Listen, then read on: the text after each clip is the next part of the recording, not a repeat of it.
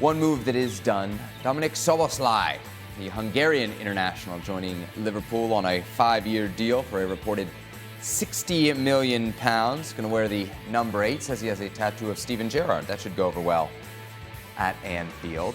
Of course, this is one of the moves that got done while Gab was away on one of his many, many vacations. So we're looking for some Gab Marcotti perspective here.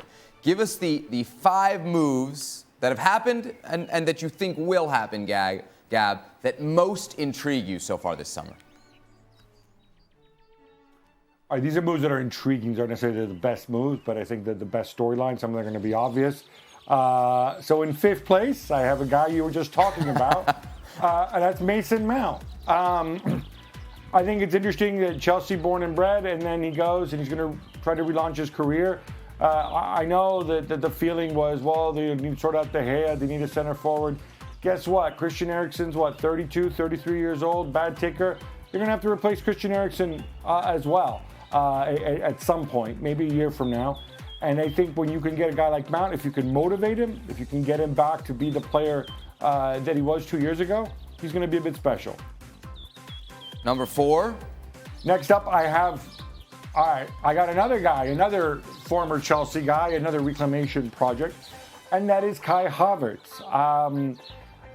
Look, he may not be the best on earth, as Chelsea fans used to sing about him, but I also think this guy's another guy who really has everything. He's got size, he's got strength, he's got silky moves, he's got technical ability. People look at the number of goals that he scores or doesn't score. I think it's going to be so interesting to see him play for Arsenal. Can he be a Harry Kane, Karim Benzema type goal scorer and goal provider? I think so. I think that's how Arteta's going to use him. Up next, Karim Benzema, Ballon d'Or, walking away to go to Saudi Arabia. He's kind of the symbol of the Saudi story with the public investment funds pouring money and taking over those teams. More so than Cristiano Ronaldo, for the simple reason that Cristiano came in January. That was a one-off. Now Karim is really part of a whole other wave of people who maybe are making a financial choice, a lifestyle choice, whatever it is. But it is remarkable to see a guy walk away at this stage of his career. Give us the top 2. Number 2 got to be Jude Bellingham. Every time I look, I look at his age, I'm always shocked. I'm shocked by how many minutes he's played. I'm shocked about how important he is. I'm shocked about how good he is. And that Real Madrid midfield, and what can it be? It's going to turbocharge in the future the whole next generation thing. Bellingham, Tchouaméni, Valverde, Camavinga, if he doesn't play left back. I think there's a reason to be excited about him. I think, the last time Real Madrid brought really a young player of this caliber at this age, I think you got to go way, way back. A guy who's already proven, rather than a guy with more of an upside like perhaps Tchouaméni was. All right, Gab, bring us home. Well, number 1, this transfer hasn't actually been done, even though everybody from Jorge Mas on down seems to assume that it is done. But Lionel Messi, anything this guy's going to do is going to be significant. But Lionel Messi choosing to go to Major League Soccer, you've seen the frenzy it's already created. And again, he hasn't officially signed yet. Who knows if something might go wrong? But, it is going to be a tremendous, tremendous storyline. People are comparing all sorts of things in the past. Is he going to convert the U.S. to the sport? I have no idea. But it's going to be a fun ride. Gab making a push to be on Football Americas there with Lionel Messi, number 1. Anything on that list jump out to you? Craig? Well, I agree. I mean, Kai Havertz, I think, is going to be a really intriguing one to see if he can resurrect the consistent form that he showed as a youngster at Bayer Leverkusen. And I think that's what obviously Arsenal are hoping. And it could happen, particularly going in there under a better structure than it was last year. Previously, it was a bit better at Chelsea. So Havertz is definitely intriguing. I mean, I won't be throwing the remote control at the wall when I can't find the Saudi Premier League or whatever it's called. So I'm not really too fussed about that. I won't be, no, I can't find it. Anyway, they're getting lots of money. So, blah, blah, blah. Jude Bellingham, yeah, I agree. I think Jude Bellingham, and we've talked about this in the show, great maturity for one so young. I have no qualms or reservation that it's going to be a success for him, because I think he's such a talented player, and having had 3 years in Dortmund. And that's, to me, Havertz and Bellingham, to me, are more interesting than Lionel Messi, because the only interest I've got in Lionel Messi really is whether we're going to see a motivated Lionel Messi, if indeed this contract is signed, whether we see a fit Lionel Messi, and who is really up for, the swan song of his career at his age. If he is, we could already tell you what's going to happen.